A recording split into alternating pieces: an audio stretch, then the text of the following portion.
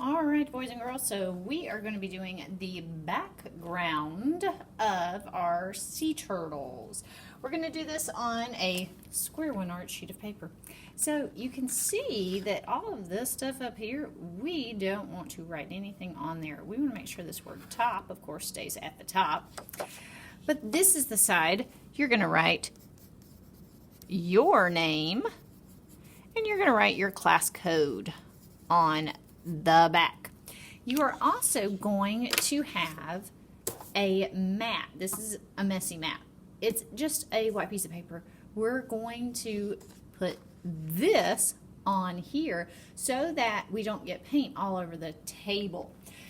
I will come by and I will be putting white and blue tempera paint onto your paper. You will then, once the paint is on your paper, you will go and get a large paintbrush. Once you have the paint on your paper, you're going to get a large paintbrush. The white and the blue are going to mix together. We don't want to make it one solid color. We want it to mix by painting side to side. We want it to look like the water is rushing past our turtles. So you can see that I just keep going back and forth, side to side, not pushing down hard with my brush, holding it just like a pencil. When I start to run out of paint from at the top, I go back and I get some from the bottom and I move it where it needs to go. Now, you have to think this through. If I keep my hand down here, I'm going to get paint all over it. So you might have to move your hand to the top so that when you are painting, you won't get paint on your hands. Notice I am not doing little swirls. I'm not doing circles. I don't want the paint to become one solid color. I want it to look like it has movement. So how I'm doing that is leaving those brush strokes. So we want to see the colors look like they're mixing together. Once that is done, then you will have a water cup at your table. Your brush will go in the water cup. You don't need to play with it. You just need to put it in there. Then you're going to pick up your paper. Your messy mat is what you pick up. This stays on the paper. You carry your paper just like this, two hands. There are two different drying racks in the room. There's the black drying rack that I'm going to put mine on because I'm on the cool side. So this is the cool drying rack. The other side of the room has the white drying rack for the yellow and the orange and the red. There's something I want to make sure of though. I don't want you to try to do something like this. I don't want you to try to reach over your head to put things on the drying rack. Some people are a little shorter than others. So this is what we watch. We watch these shorter people reach up over their head and they're trying to put it on the best they can, and then it falls and it gets all over them. Don't reach over your head. Your arms can reach up, but you're not trying to reach the top of the drying rack. So wherever your arms reach to, that's where you need to put it on the drying rack. So you do that. After you finish your painting of your background, it's time for you to get the crayons, find your turtle picture, and color in. When you are coloring, you have to make sure that you color in very, very well. Square One Art is really picky. They're only letting us use crayons and paint. We cannot use anything else. With the crayons, when you're coloring in, you want to make sure that you use the element of art value.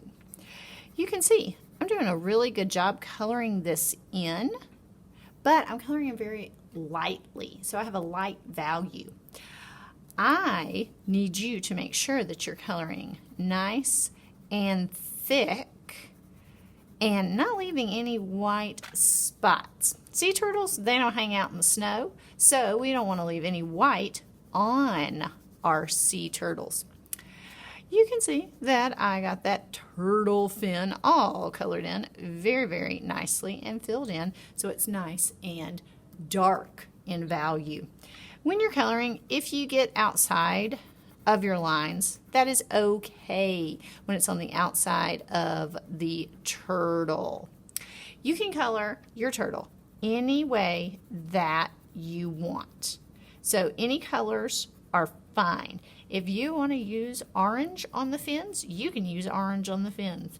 If you are crazy about blue and you want it to be all blue, then do all blue.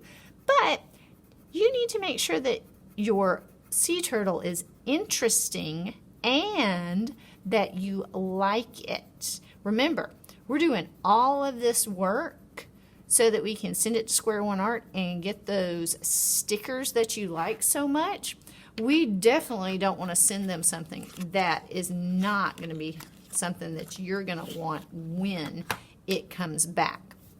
So, as you are coloring, make sure that you stay with one area and you fill it in so you cannot see any white.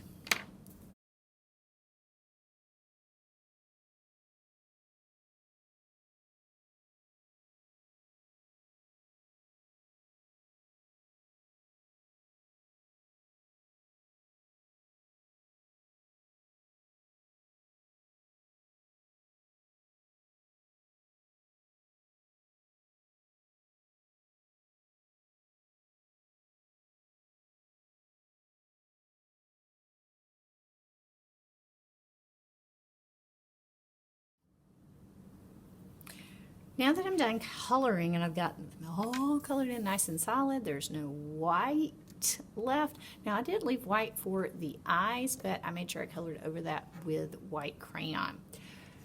I'm going to get my pair of scissors. Remember, when you're getting scissors out, your hand goes around the metal part and you hold them down by your side so you don't fall or hurt anyone with the point of the scissors. You are going to then cut your sea turtles out. It is hard to cut the sea turtles out if you keep them all on one piece of paper.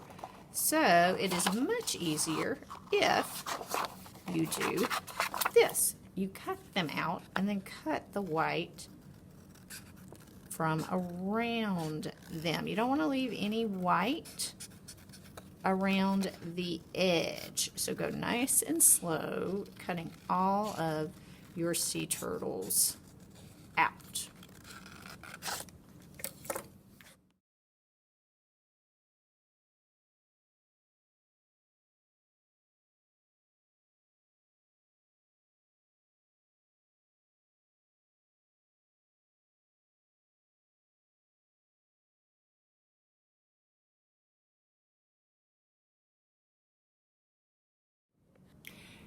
Now that I'm done cutting out all 4 of my sea turtles, I'm going to put my scissors away. Remember, hand around the metal part, walk with it down by your side.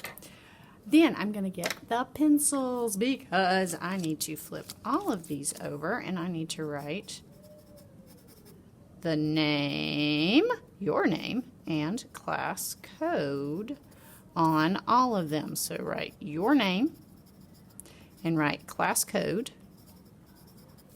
on the back of each one.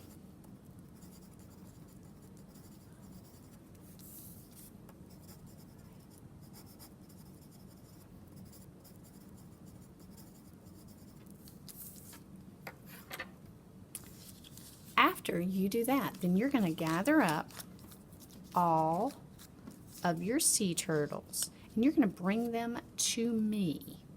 I'm going to take a paper clip and I'm going to paper clip those together. This pack is going to go in your colored folder. That's what you're going to be doing.